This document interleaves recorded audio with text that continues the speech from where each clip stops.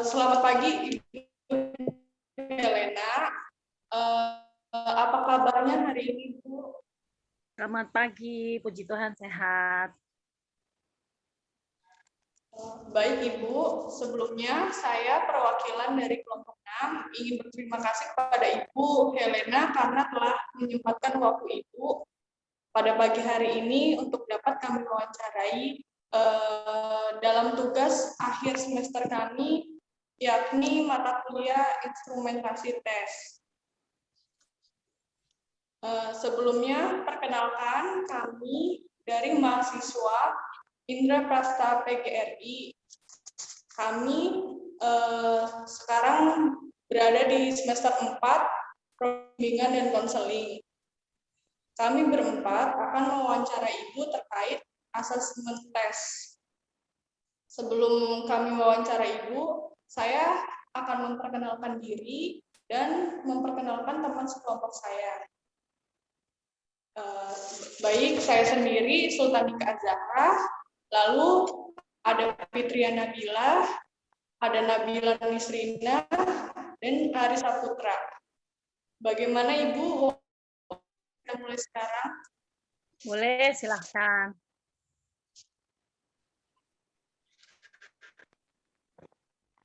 Baik, pertama, bisakah Ibu menjelaskan tentang biodata Ibu kepada kami? Biodata, oke. Biodata, nama saya Helena Hatiuro Napitupulu. Biasa dipanggil dengan Helen ya, Bu Helen kalau anak-anak. Panggil saya Bu Hel atau Bu Helen. Bu Helnya itu bukan Hel neraka ya, Hel, tapi Bu Hel gitu, Helen gitu. Terus apa ya? Itu aja kali ya. Yang mau diketahui apa lagi biodata? Paling itu dong. Oh ya, saya guru BK, salah satu guru BK di SMP Negeri 18 Kota Bekasi. Gitu. Itu biodata saya. Baik, Ibu. Kalau boleh kami tahu, sudah berapa lama Ibu dari guru BK di sekolah SMP Negeri 18 Bekasi? Dari tahun 2009. Itu 12 tahun ya. 12 tahun kurang lebih. Masih belum terlalu lama lah. Oke, Ibu. Lalu bolehkah Ibu menceritakan tentang profil sekolah tempat Ibu mengajar? Oke. Secara garis besarnya aja ya. SMP Negeri 18 Bekasi berlokasi di Jalan Kyai Haji Agus Salim nomor 78. Profilnya itu kemudian apa ya? Mempunyai 3 guru BK, 3 orang guru BK sesuai dengan jenjangnya. Saya saat ini mengasuh di kelas 7, kemudian ada Bapak Suharno itu mengasuh di kelas 8 dan Ibu Lia di kelas 9. Nah, jadi apa ya? Di sekolah ini mempunyai kurang lebih 64 guru, kemudian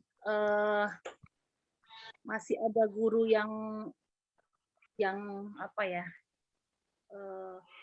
statusnya yang belum jadi PNS, ada yang PNS. Kemudian tadi mengenai guru BK-nya itu kita mengikuti anaknya. Kayak saya misalnya, saya saat ini kelas 7, nanti mereka naik ke kelas 8, saya naik ke kelas 8. Dan yang tadi Pak Suharno kelas 8, nanti tahun ajaran baru naik ke kelas 9. Begitu juga dengan Ibu Lia, yang kelas 9 dia akan turun ke kelas 7, mengikuti dengan anak asuhnya yang dari awal dia pegang. Mungkin gitu aja. Oh, berarti tidak netep, Bu, ya? Enggak. Karena kan kalau BK itu di sekolah saya itu mungkin supaya lebih mengenal anaknya ya, jauh lebih mengenal anak-anaknya daripada guru mata pelajar lainnya gitu. Jadi terus mengikutinya sampai dengan dia lulus. Nah, nanti kalau misalnya dia sudah kelas 8 kayak saya tadi, naik ke kelas 9, saya akan terus ikut. Kemudian nanti setelah dia lulus, saya kembali lagi ke kelas 7. Masih Itu setiap tahunnya.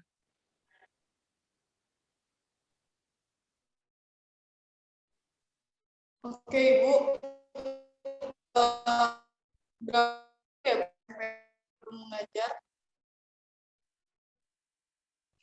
Jumlah peserta didik secara keseluruhan atau hanya kelas yang saya asuh? Keseluruhan Ibu. Keseluruhan ya kurang lebih 4 siswa kali 9 kelas. Nah, terus begitu kelas 8-nya kurang lebih sama 40 siswa kali 9 kelas, tetapi tahun ini ke kelas 7-nya itu sekitar 46 sampai 47 siswa per kelasnya kali 9. Nah, banyak dah jumlahnya ya. Oke, Ibu. Selanjutnya akan diwawancari oleh teman saya. Terima kasih. Kembali kasih. Iya Ibu, berarti lumayan banyak juga ya Bu, murid di SMP 18 Bekasi. Bukan sombong ya, enggak. Cuma memang SMP 18 banyak banget peminatnya. Banyak dari tahun ke tahun.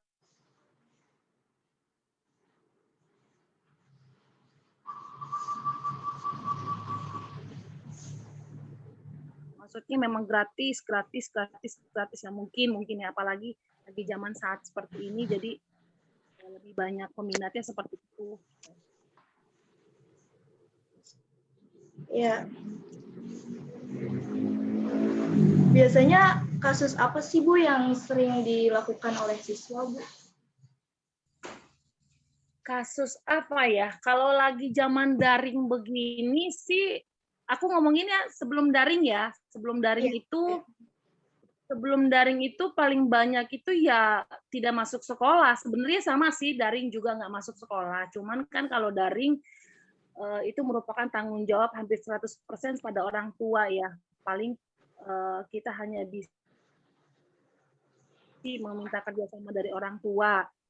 Nah, sedangkan kalau yang sebelum daring memang paling banyak itu adalah nggak masuk sekolah. Nggak masuk sekolahnya dari rumah berangkat sekolah, tapi mereka tahu kemana. Oh, kayak kamu dulu, Derry. Loh. lagi aja. Bolos ya, Bu. Dari rumah berangkat, nggak tahu dia nyasarnya pergi ke warnet Nyangkut, lah. Bu. Nyangkut. Iya. Betul, pergi nongkrong lah, nggak jelas deh pokoknya gitu. Jadi kasus yang seperti itu banyak banget. Tapi memang ya puji Tuhannya kita bisa mengatasinya dengan mungkin memanggil orang tuanya atau mengkonfirmasi dengan orang tuanya. Kemudian kita juga home visit ya ke rumahnya.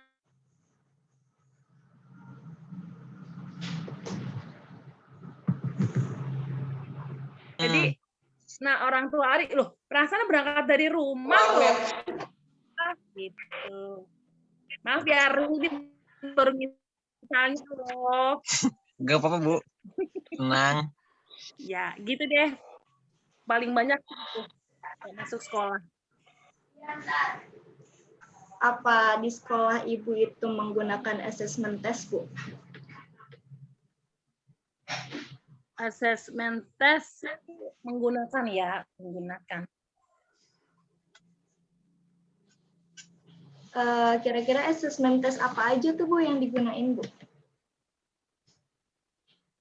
Assessment test kan yang yang kita pergunakan untuk membuat program ya. Jadi kita buat program itu biasanya kita gunakan beda-beda ya. Kalau misalnya kadang saya pakai DCM, daftar cek masalah. Dan ada teman saya juga pakainya yang dari itu loh, POP BK ya, kan ada ya. POP BK sih. Jadi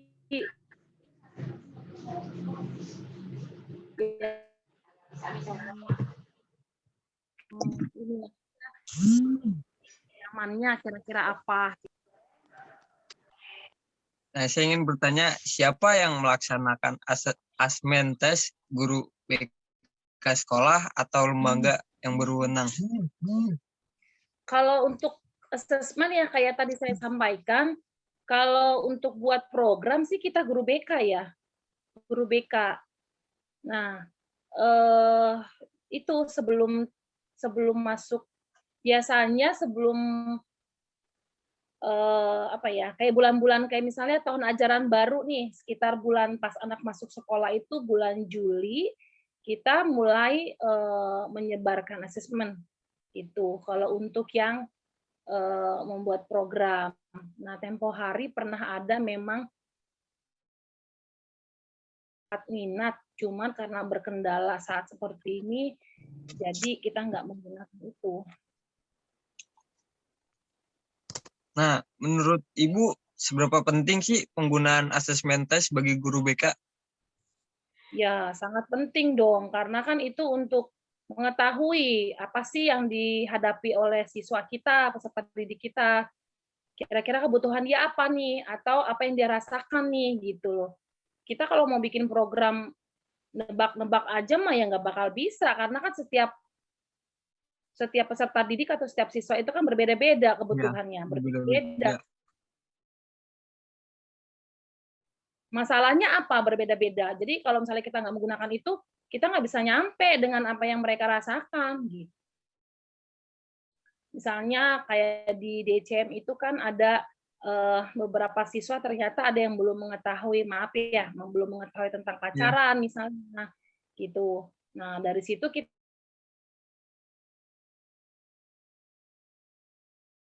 ada grup MGBK di sekolahan gitu loh. Kita sharing ya.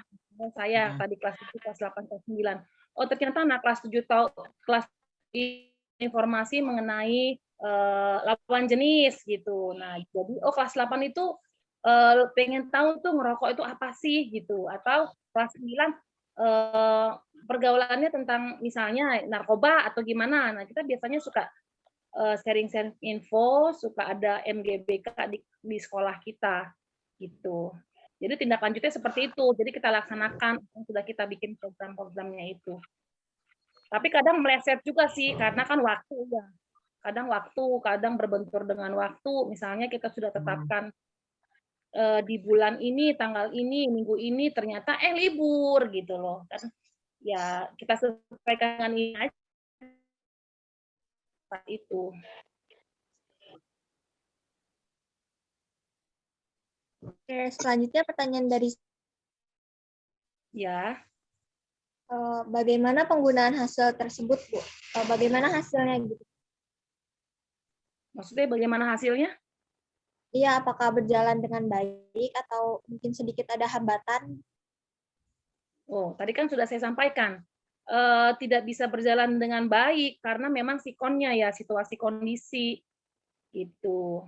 Kita sih pengen ya tergantung. Pengennya sih semua berjalan dengan baik, tapi kan sikonnya nggak memungkinkan. Ada hari libur atau mungkin berbenturan lah kadang nggak 100% berjalan dengan lancar nggak. Oke, baik. Pertanyaan selanjutnya, apa saja alat yang digunakan untuk mengetahui seorang bakat dan minat seorang siswa, Bu? Alatnya ya, kalau kita disampaikan ya, kita tadi memang mau bikin tes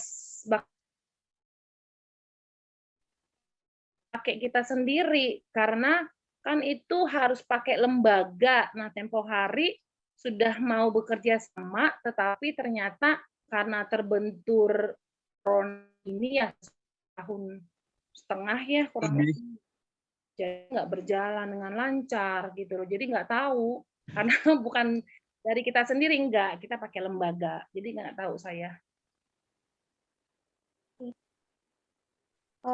Lalu pertanyaan selanjutnya, dalam pandemik ini seperti apa kesulitan yang dialami guru BK?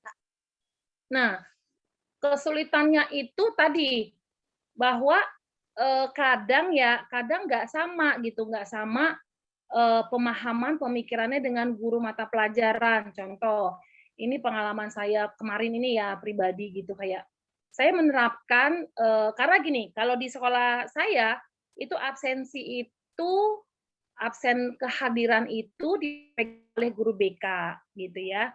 Meskipun memang kalau guru mata pelajaran sendiri. Jadi setiap kali mereka mengajar, mereka akan absen. Tapi itu kan per mata pelajaran ya. Kalau untuk hari itu, untuk satu harian nih. Dalam satu hari kan kalau dari zaman pandemi ini ada 3 mata pelajaran. Nah, dalam satu hari itu contoh dari jam 7 sampai dengan jam 10, 12 ya kalau di kelas saya, itu kita bikin nih, kayak saya masuk jam 6 sampai dengan jam 7 manual WA di WA group. Nah, mereka nggak sama dengan pemahaman kita. Mereka menerapkan sendiri jam jam absensinya. Nah, tapi memang sudah dari awal kita informasikan kepada guru atau wakasek kurikulum, kita jelaskan bahwa jam segini loh jam masuk. Meskipun pandemi tetap harus ada absen gitu. Jadi biar mereka sekolah meskipun tidak tatap muka alias daring gitu. Nah, kendalanya itu yaitu selama pandemi ini anak-anak banyak yang nggak masuk sekolah, sedangkan orang tua ya kan harusnya zaman pandemi ini kan 100% hampir 100% harus pengawasan mereka. Nah, sedangkan mereka malah justru menyerahkannya kepada kita. Ya terserah ibu dah bagaimana, saya mau udah pusing mikir anak saya gitu. Kadang saya suka bercandain, lah lu aja pusing gimana gua gitu ya, kadang saya bercandain gitu. Lah dia kan sama anaknya ya ibarat kata bisa diomelin, bisa diapain. Lah kita kan nggak terlalu bisa nggak kecuali kalau tatap muka kan beda ya. Tatap muka kan kita bisa ngomong langsung, kita adakan konseling, kenapa sih kamu nggak masuk nak gitu kan ya. Nah ini enggak gitu loh. Jadi ya itu maunya sih ada kerjasama antara pihak keluarga, orang tua ya dengan kita pihak sekolah.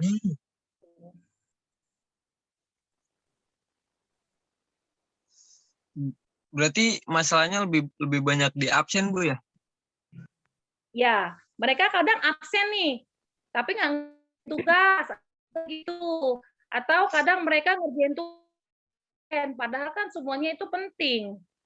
Nah, atau mereka nggak ngerjain tugas sama nggak absen, mereka malah main, kayak tadi saya bilang, orang begitu. Tapi apakah selama pandemi ini nilai anak-anak bisa dibilang baik, Bu? Baik itu relatif ya menurut saya. Baik itu relatif, belum tentu sama. Yang kita maksud baik belum tentu orang lain bilang baik gitu. Jadi relatif lah. Tapi kalau untuk melihatnya sih, karena kita guru juga kan sadar kita kan juga tidak bisa memberikan mereka. Jadi kita sebenarnya memudahkan sih, ya kita ibaratnya memberikan nilai, nggak pelit-pelit nilai lah lagi zaman begini mah. Jadi kayak tadi saya bilang lagi relatif gitu loh. Oke, itu aja pertanyaan dari saya, Bu. Selanjutnya saya kembali lagi pada Zaha. Terima kasih, Bu. Sama-sama. Berarti Bu, kalau misalnya di sekolah Ibu, kalau selama masa pandemi ini berapa kali ya Bu?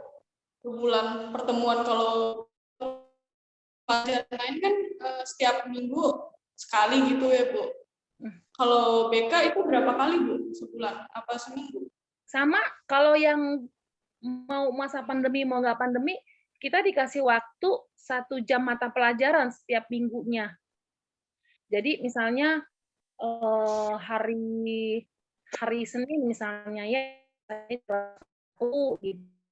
itu sama sih. Cuma terakhir ini semester sekarang itu karena waktunya nggak cukup mungkin ya, jadi 1 minggu 1 kali untuk semua kelas. Contoh kayak kemarin saya di kelas 7 itu cuma ada di hari Senin 1 jam mata pelajaran. Nah, saya memang menyadari ya kalau itu kayaknya nggak efektif banget.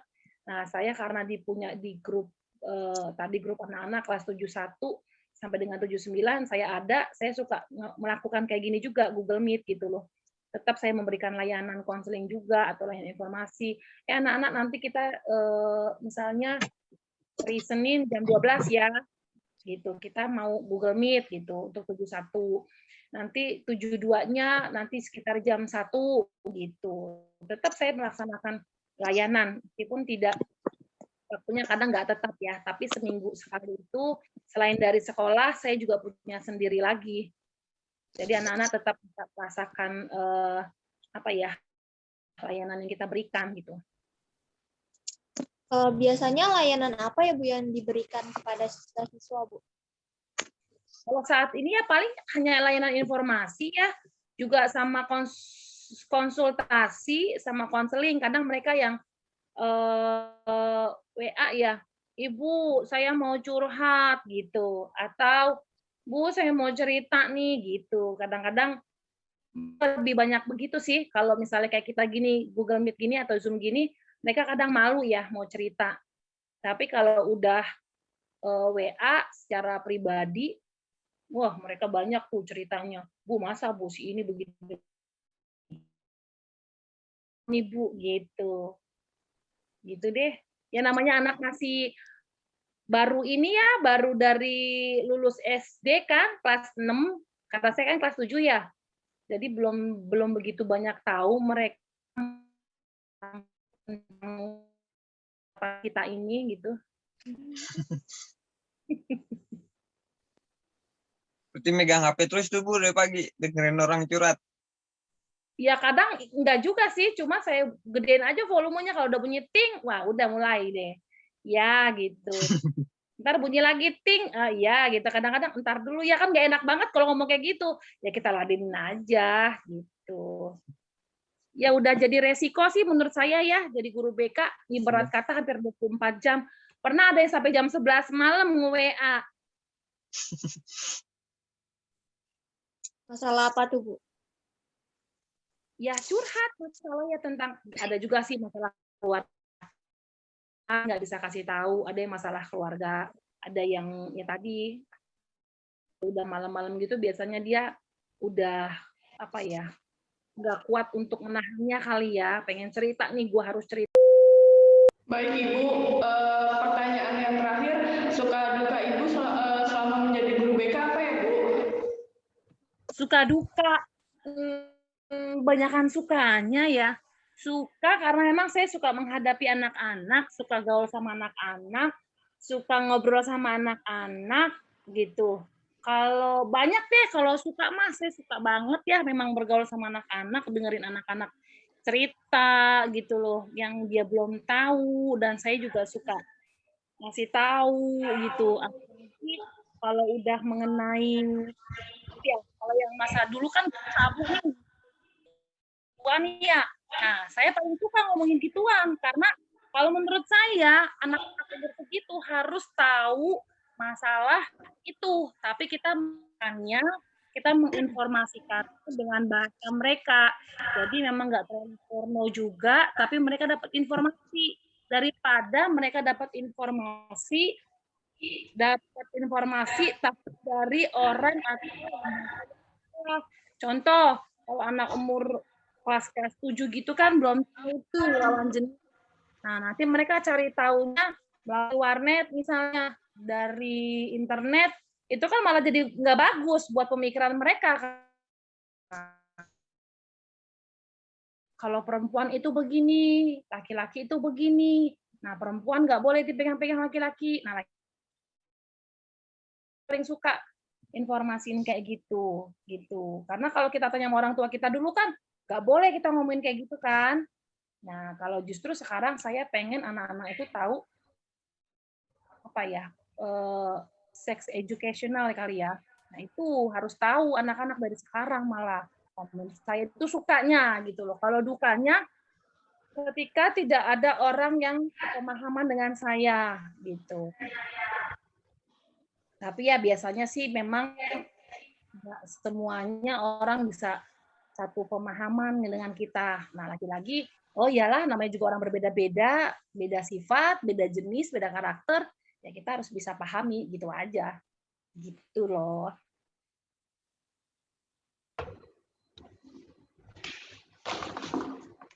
Baik Ibu, wawancara kali ini sebenarnya udahan.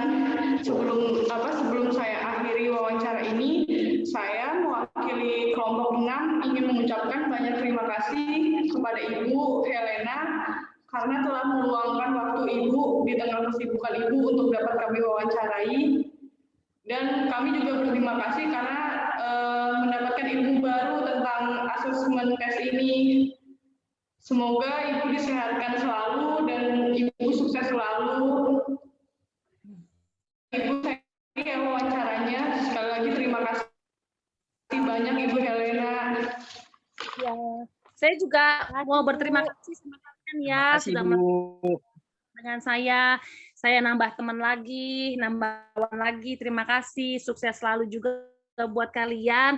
Sehat selalu juga buat kalian ya. Terima kasih Bu. Baik, Bu. Terima kasih, Bu. Ya. Dadah. Terima kasih ya, Bu. Sama aku Liv ya. Iya, Ya, Bu. baik, Bu. Baik Ibu.